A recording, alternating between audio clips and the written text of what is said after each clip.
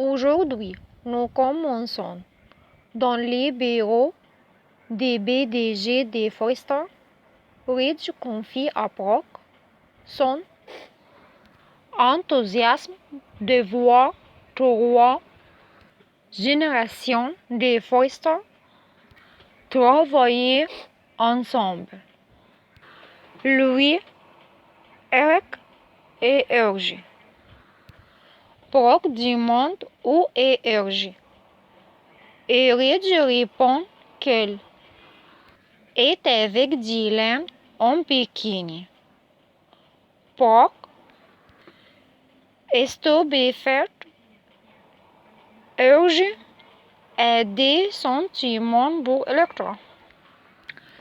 La conversation se tourne ensuite vers Hope et Brock évoque les sentiments d'exclusion de Hope. Ridge l'assure, lui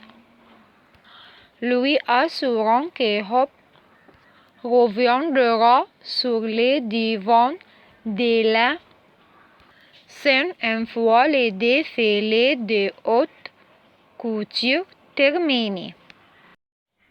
À Bikini, Ergie assure Dylan que Ridge était d'accord pour qu'ils aillent déjeuner ensemble.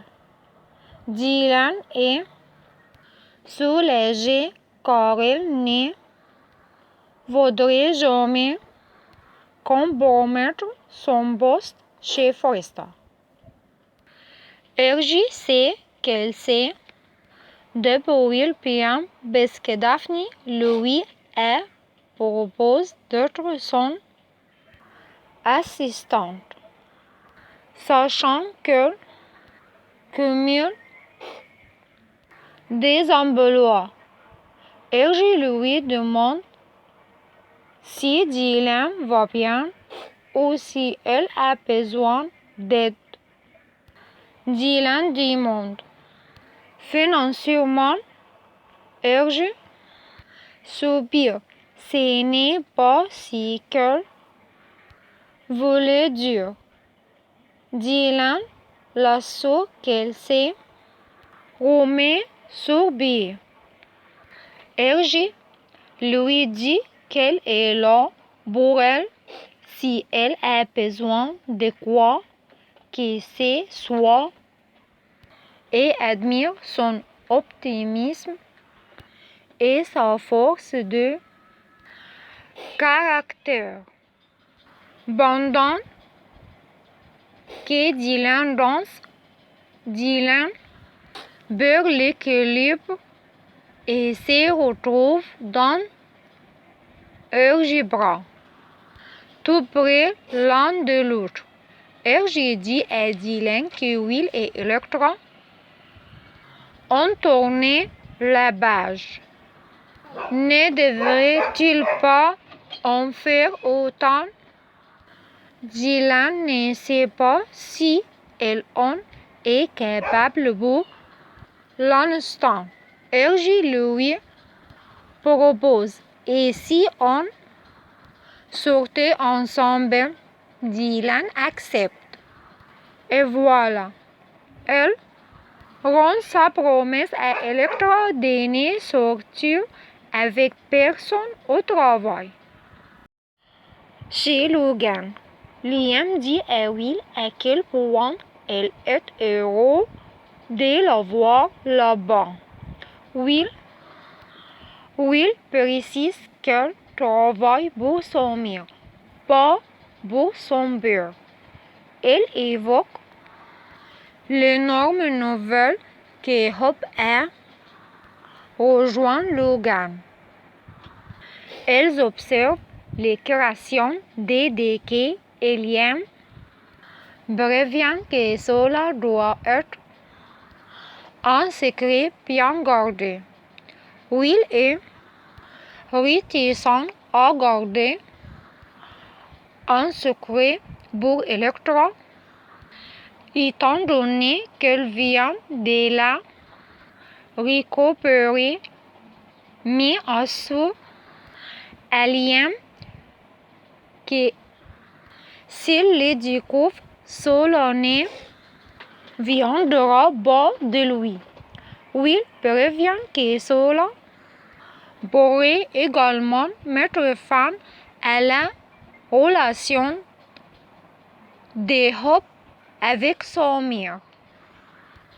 La conversation se tourne vers Deke et Will assure à Liam qu'elle soutient Deke étant donné ce qui est passé chez Forrester. Liam est heureux pour lui et Hope, mais s'inquiète des bois qui pèsent Hope sur à cause de Brock.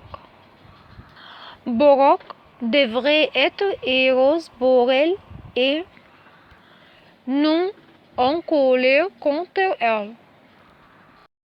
Dans les showrooms de Logan, Katie dit à Hope qu'ils ont renforcé la sécurité pour garder ce secret. Katie dit à Hope qu'elle et Brock ont eu un sacré rencontre. Hope est stupéfaite d'apprendre que Brock a giflé Katie. Katie la prévient de Brock's réaction quand elle apprendra que Hope travaille là-bas. Katie lui parle ensuite à leur accord. Elle peut embaucher autant de Spencer qu'elle le souhaite. Katie s'est dit que Brock n'avait probablement pas réalisé que Hope était incluse, mais en amour comme en mode tous les coups sont permis. Katie est certaine que Brock va quand même piquer une crise. Deke les rejoint et avoue être nerveux pour la présentation. Will et Liam arrivent et Hope apprend que Will travaille maintenant là-bas. Elle a été licenciée de Forrester. Tout comme Deke, Hope est ravie de travailler avec la famille qui la soutient et partage sa vision. La présentation de la collection commence et les modèles sont ravissants. Katie remercie les mannequins, leur rappelle les accords de confidentialité qu'ils ont signés, puis demande à Deke et Hope de sortir de leur cachette. Deke est impatient d'avoir les réactions de chacun. Katie explique qu'elles en reparleront plus tard et déclare que c'est leur moment. La ligne Hope Logan est née. Elle prévient que les conséquences seront explosives, mais que la vision de Hope ne sera plus jamais mise de côté. Voici la maison Logan. Ils scandent tous Logan et applaudissent.